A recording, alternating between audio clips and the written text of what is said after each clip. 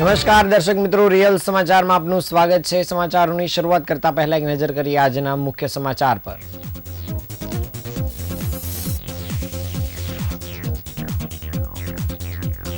Adajan bus depot પાસે બ્રાન્ડેડના નામે duplicate ચીજવસ્તુનું વેચાણ કરતું હોવાનો પર્દાફાશ।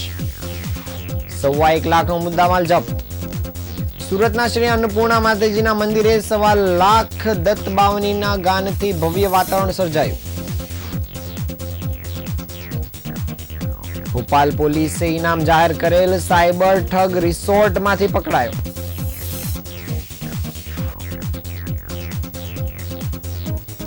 $200 કરોડના હવાલા અને સાયબર ફ્રોડ રેકેટમાં વધુ એક કૌભાંડ બહાર આવ્યું।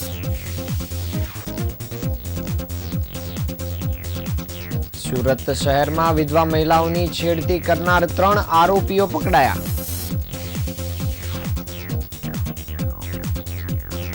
શહેરના આંગણે ભક્તિબાગ ખાતે ભવ્ય શાકોત્સવ સંપન્ન થયો। 1.5 લાખ ભક્તોએ લીધો પ્રસાદ।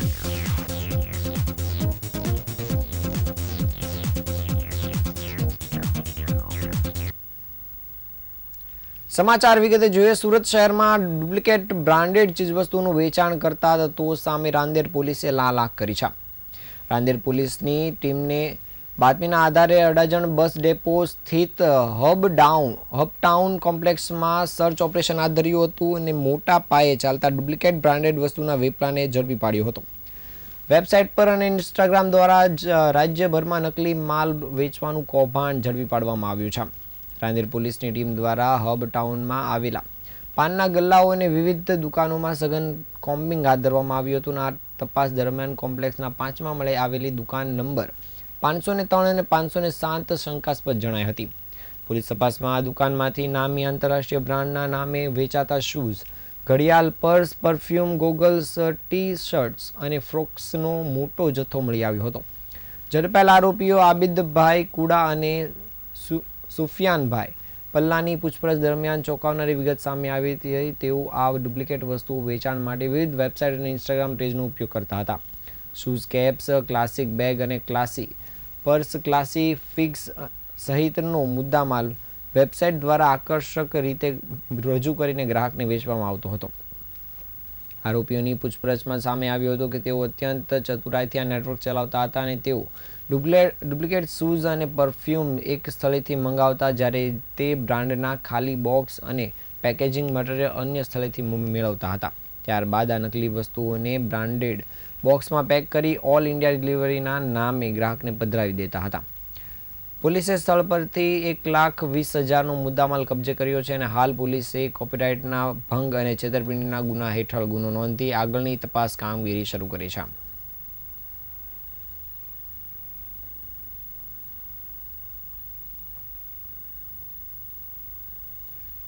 સુરત શહેરમાં આવેલ અને ભક્તોના આસ્થાનું કેન્દ્ર એવું શ્રી અન્નપૂર્ણા માતાજી મંદિર ખાતે અન્નપૂર્ણા પાદુકા પૂજન અને 1.25 લાખ દત્ત બાવની ગાનનું ભવ્ય આયોજન કરવામાં આવ્યું હતું, જેમાં મોટી સંખ્યામાં લોકો ઉપસ્થિત રહ્યા હતા। અન્નપૂર્ણા માતાજી મંદિરના ટ્રસ્ટીએ જણાવ્યું હતું કે મંદિર પરિસરમાં તારીખ 21 થી 27 સુધી રંગગુરુ લીલામૃત પારાયણનું આયોજન કરવામાં આવ્યું હતું અને સાથે સાથે 40 લાખ ઉપરાંત સ્વાહાકાર કાર્યક્રમ થયો હતો। આ સાથે જ રોજે રોજ 7 દંપતી દ્વારા પાદુકા પૂજન અને દત્તમાલા કાર્યક્રમ થયો હતો। તેના સંપૂર્ણ તરીકે અમે 1.25 લાખ દત્ત બાવની કરવાનું આયોજન કર્યું હતું અને તેમાં 1-2 લીટી નહીં પણ 52 લીટીના ગુણાકારે 1.25 લાખ દત્ત બાવની કરવાના આયોજનમાં રંગ ભક્તો એમને જે કોઈ સહયોગ આપ્યો છે તે અદ્ભુત છે। દરેકે દરેક જ્ઞાતિઓમાંથી, ગામે ગામથી, સુરત જિલ્લા તે ઉપરાંત વલસાડ, નવસારી જિલ્લા, ભરૂચ જિલ્લામાંથી પણ લોકોએ આધ્યાત્મમાં જોડાયા હતા, ત્યારે તેમનો ખૂબ ખૂબ આભાર મનાયો હતો। નવયુવાનો આ તરફ જોડાય તે માટે અનેક કાર્યક્રમો આ મંદિર પરિસરમાં થતા આવ્યા છે અને ભવિષ્યમાં અનેક કાર્યક્રમો કરવાના પણ આયોજનો કરવામાં આવશે। જ્યારે વર્ષ 2017માં પણ જ્યારે અથર્વ ઋષિનો કાર્યક્રમ થયો હતો, ત્યારે પણ દક્ષિણ ગુજરાતમાંથી અને તે ઉપરાંત છેક કરજણ સુધીથી પાઠશાળાઓ તેમજ તેમના ઋષિકુમારો લગભગ 400 જેટલા આવ્યા હતા। જ્યારે આ દત્તબાવનીમાં પણ મોટી સંખ્યામાં ઋષિકુમારો જોડાયા હતા અને સમૂહમાં દત્તબાવની ગાન કરવામાં આવ્યું હતું।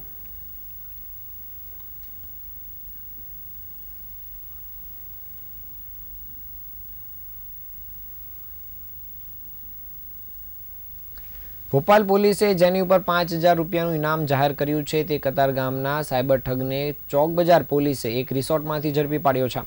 આ ઠગ વિરુદ્ધ દિલ્હી, યુપી, તેલંગાણા અને મધ્યપ્રદેશમાં સાયબર ફ્રોડના 5 ગુનામાં વોન્ટેડ જાહેર કરાયો છે. મધ્યપ્રદેશના ભોપાલ ક્રાઇમ બ્રાન્ચની ટીમે ચોક બજાર પોલીસ મથકના ઇન્સ્પેક્ટર એનજી ચૌધરીનો સંપર્ક કર્યો હતો અને 2024માં ભોપાલ સાયબર ક્રાઇમે 61 લાખનો સાયબર ફ્રોડનો ગુનો નોંધ્યો હતો. સાયબર ફ્રોડના નાણાં યુનિયન બેંકના જે એકાઉન્ટમાં જમા થયા હતા તે સુરતના કતારગામ ધનમુરા વિસ્તારમાં આવેલ અવધૂતનગર સોસાયટીમાં રહેતા અને મૂળ ભાવનગરના ગોરસ ગામના વતની શૈવિન પુંબડિયાનું નામ બહાર આવ્યું હતું. ભોપાલ પોલીસે 5,000 રૂપિયાનું ઇનામ જાહેર કર્યું હતું અને ચોક બજાર પોલીસે તેને પકડી પાડવા માટે ઘરે વોચ ગોઠવી હતી, પરંતુ તે સપડાયો ન હતો. દરમિયાન સુરતના છેવાડામાં આવેલા એક રિસોર્ટમાં તે લગ્ન પ્રસંગમાં હાજરી આપવા આવવાની માહિતી મળતા જ રિસોર્ટ ભાડે લેવાનું નાટક કરીને પોલીસે રિસેપ્શન પર ઇન્ક્વાયરી કરી હતી. તે વેળાએ રજિસ્ટ્રેશન ચકાસતા એક વિલામાં તેણે ઉતારો હોવાનું જણાવ્યું હતું. આરોપીને ત્યાંથી જ ઊંચકી લીધો હતો. આરોપી સામે તેલંગાણા, લખનઉ, દિલ્હી આઉટરમાં પણ બીજા 4 ગુના નોંધાઈ ચૂક્યા છે. તેણે સાયબર ટોળકીને આપેલા એકાઉન્ટ મારફતે 3.80 કરોડથી વધુની રકમ ઉછીટી લેવામાં આવી છે.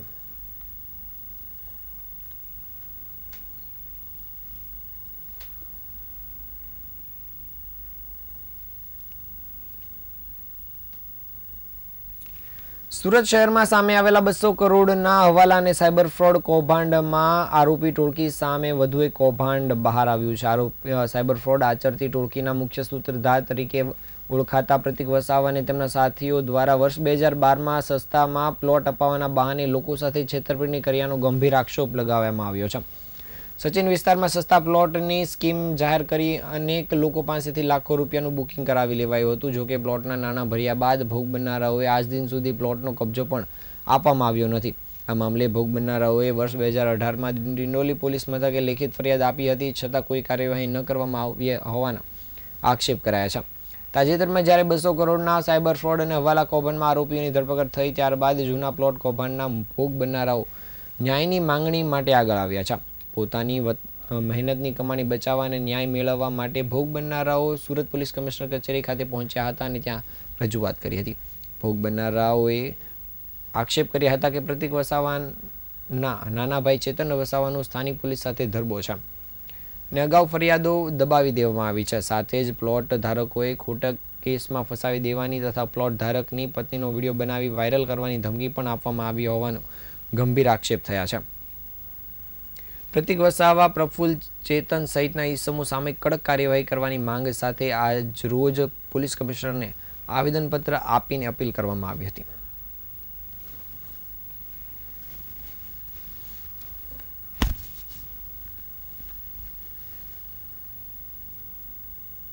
મારું નામ જયાબેન છે, મારા ઘરવાળાના નામ પર છે આ પ્લોટ ને શું પ્લોટ એ કરેલું છે. આજે 2018 ની વાત છે, ત્યારનું એને એ કરેલું છે. દસ્તાવેજ કરીશ આપીશ, દસ્તાવેજ બીજે બી પ્લોટ આપવા તૈયાર થયેલો હતો પણ એને કઈ આપ્યું નથી મને. ને 15,000 રૂપિયા મારા દસ્તાવેજ કરવાના બી એને લીધા છે. કેટલા સમય સુધી તમે પૈસા ભરે? કેટલા રૂપિયા? મેં તો કેશ આપ્યા છે 2 લાખ રૂપિયા. શું કીધું તમે વાત કરી ત્યારે? એને કીધું તું કે આ પ્લોટ તમારા નામ એ કરી દીધો, મને ફાઇલ બી બનાવી આપી હતી. પછી થોડા વખત પછી એમ કે હવે તમારે દસ્તાવેજ કરી આપવાનો છે, દસ્તાવેજ કરી આપવા મને પૈસા આપો. તો મેં 15,000 રૂપિયા એને 15,000 બી કેશ આપ્યા છે કે ચાલો થોડા દિવસમાં એમ કે દસ્તાવેજ. એમને ત્યાં લગ્ન હતા, લગ્ન છોકરાના પટે ને એટલે હું દસ્તાવેજ કરી આપીશ એવી રીતે કર્યું છે. સુરત શહેરના ઈચ્છાપુર વિસ્તારમાં છેડતી કરવામાં આવતા વિધવા મહિલા દ્વારા ફરિયાદ નોંધવામાં આવી હતી, જેને પગલે પોલીસે કાર્યવાહી કરીને 3 શખ્સોની ધરપકડ કરી છે. ઈચ્છાપુરમાં રહેતી વિધવા મહિલાને અવારનવાર ફોન પર ધમકીઓ આપવામાં આવતી હતી, તેના કારણે આ ફરિયાદ નોંધવામાં આવી છે. તો 3 શખ્સો સોસાયટીના જ સ્થાનિકો છે અને તે મહિલાને હેરાન પરેશાન કરતા હતા. વારંવાર તેની છેડતી કરવાથી કંટાળીને વિધવાએ ઈચ્છાપુર પોલીસમાં ફરિયાદ નોંધાવી હતી, જેના આધારે પોલીસે ગુનો નોંધી 3 પાડોશીઓની ધરપકડ કરી છે. પકડાયેલા પાડોશીઓમાં 3 પૈકી એક સોસાયટીમાં ઉપપ્રમુખ હોવાનું પણ સામે આવ્યું છે. જ્યારે અવારનવાર છેડતીથી કંટાળી જઈને વિધવા મહિલા દ્વારા ઈચ્છાપુર પોલીસનું શરણ લેવામાં આવ્યું હતું અને પોલીસે આ મામલે ગુનો નોંધીને 3ની ધરપકડ કરી છે.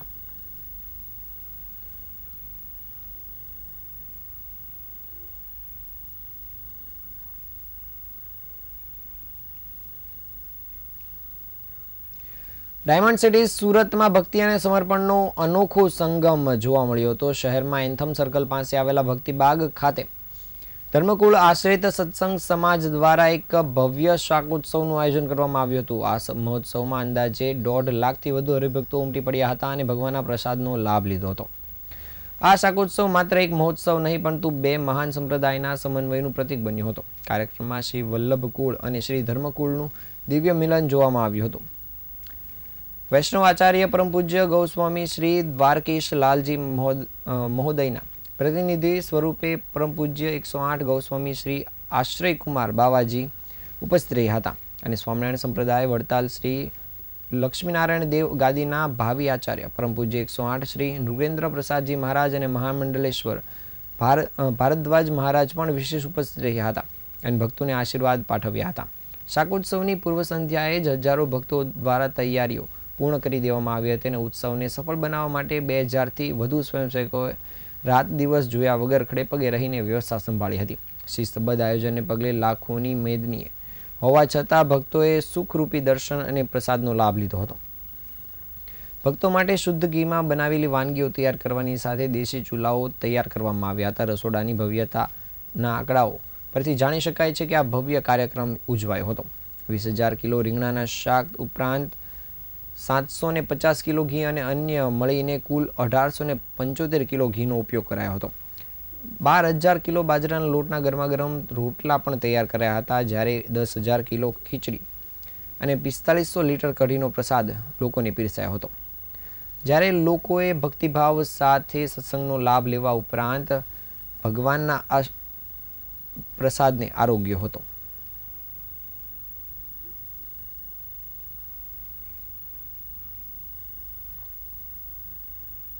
એસપી સ્વામી ગરડા મંદિર આજનો શાકોત્સવ સુરતની અંદર બહુ ભવ્ય અને દિવ્યતાથી ઉજવાઈ રહ્યો છે.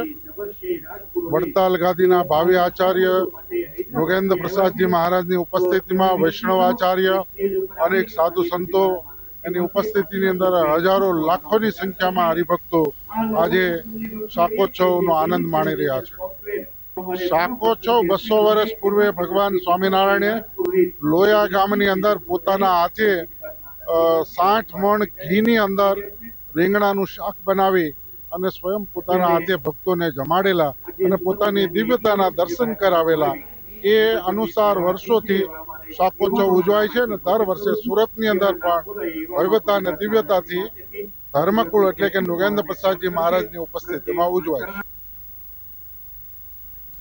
સુરતમાં છેલ્લા ઘણા વર્ષથી સમાજમાં સેવામાં કાર્યરત શ્રી 84 તાલુકા માહ્યાવંશી વિકાસ મંડળ દ્વારા આગામી નવા વર્ષ 2026 માટે સમાજના દાતાઓના સહયોગથી તૈયાર કરાયેલા નવા વર્ષના કેલેન્ડરનું આજ રોજ મગદલ્લા ખાતે આયોજિત સરસ્વતી વિદ્યાલય મુકામે વિમોચન કરવામાં આવ્યું હતું. વિમોચન સમારોહમાં સમાજના આગેવાનોની ઉપસ્થિતિ વચ્ચે કાર્યક્રમના ઉદ્ઘાટક પરમ પૂજ્ય મહંત શ્રી તુલસીદાસજીના વરદ હસ્તે આ વિમોચન કરાયું હતું. શ્રી 84 તાલુકા માહ્યાવંશી વિકાસ મંડળના પ્રમુખ ધર્મેશભાઈ સુરતીએ આ સંસ્થા સામાજિક ક્ષેત્રે કાર્યરત છે. ગરીબ બાળકોને શિક્ષણ પગભર થાય તે માટે વિવિધ નોટબુક વિતરણ, મહિલાઓ વ્યવસાય તાલીમ માટે મદદરૂપ થાય છે. જ્યારે તેજસ્વી તારલાઓનું સન્માન કરવું, વિવિધ કાર્યક્રમો થકી બાળકો, યુવાનો, માતા બહેનોને પ્રોત્સાહન મળે તે મંડળની પ્રાથમિકતા છે. પ્રતિ વર્ષની જેમ આ વર્ષે પણ તિથિ ચોઘડિયા, વિવિધ સેવા સંસ્થાઓ, વ્યવસાય સંસ્થાઓ સહિતની સર્વેની લાભદાયી એવા માહિતીસભર વર્ષ 2026નું કેલેન્ડર તૈયાર કરવામાં આવ્યું છે. સમાજના નામી અનામી દાતાઓના સહયોગ સાથે તૈયાર કરાયેલા કેલેન્ડરનો આજ રોજ વિમોચન સમારોહ યોજાયો હતો, જેમાં ઉદ્ઘાટક પદે પરમ પૂજ્ય મહંત શ્રી તુલસીદાસજી મહારાજ ઉપરાંત કોર્પોરેટર કૈલાશબેન સોલંકી, પૂર્વ પ્રમુખ રમણભાઈ પટેલ, કોળી પટેલ સમાજના અગ્રણી મહેશભાઈ પટેલ, ડૉક્ટર રોહન ચરીવાલા, દીપકભાઈ ઝવેરી, આજના કાર્યક્રમના ભોજન સમારંભના દાતા એવા મગદલ્લાના રહેવાસી અને સામાજિક આગેવાન ડાયાભાઈ ભગત સહિતના મહાનુભાવો ઉપરાંત સમાજના અન્ય મહાનુભાવો મોટી સંખ્યામાં ઉપસ્થિત રહ્યા હતા.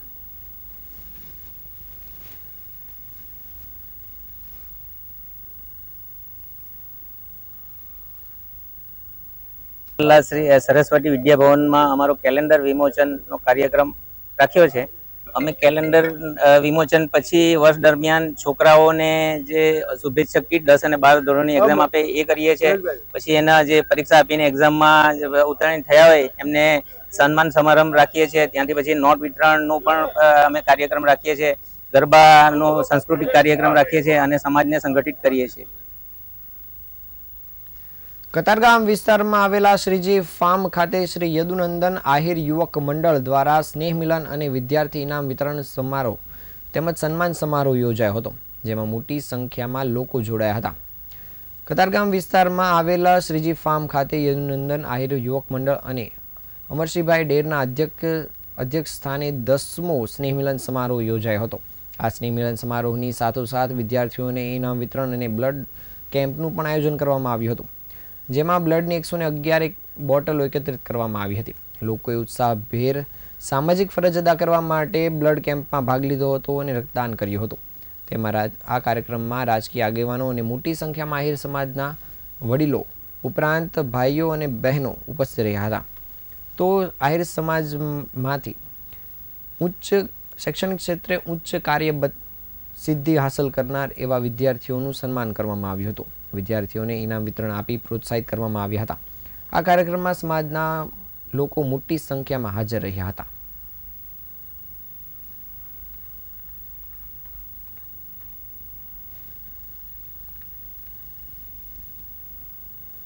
આહિર સમાજનો સ્નેહ મિલન સમારંભ, વિદ્યાર્થી ઇનામ વિતરણ કાર્યક્રમ અને વડીલ અને અધિકારીઓનો સન્માન સન્માનનો કાર્યક્રમ રાખેલો છે. આ કાર્યક્રમ લાસ્ટ 10 વર્ષ આ 10મો સ્નેહ મિલન કાર્યક્રમ છે અને આ કાર્યક્રમનો ઉદ્દેશ ફક્ત અને ફક્ત જે સમાજના યુવાનો, વડીલો અને વિદ્યાર્થીઓને પ્રોત્સાહન મળે અને એક વર્ષ દરમિયાન અલગ અલગ પ્રાંતથી, અલગ અલગ વિસ્તારમાંથી જે સમાજના આહિર સમાજના જે ભાઈઓ અહીંયા સુરતમાં વસવાટ કરતા હોય છે, તો આ સ્નેહ મિલન દરમિયાન અલગ અલગ ગામ, અલગ અલગ જિલ્લાના જે લોકો છે તેમને એકબીજાનો પરિચય થાય અને આ સ્નેહ મિલનના કાર્યક્રમથી અમારા જે વડીલો હોય, અધિકારી હોય એનાથી કંઈક ને કંઈક નવું માર્ગદર્શન મળતું હોય છે.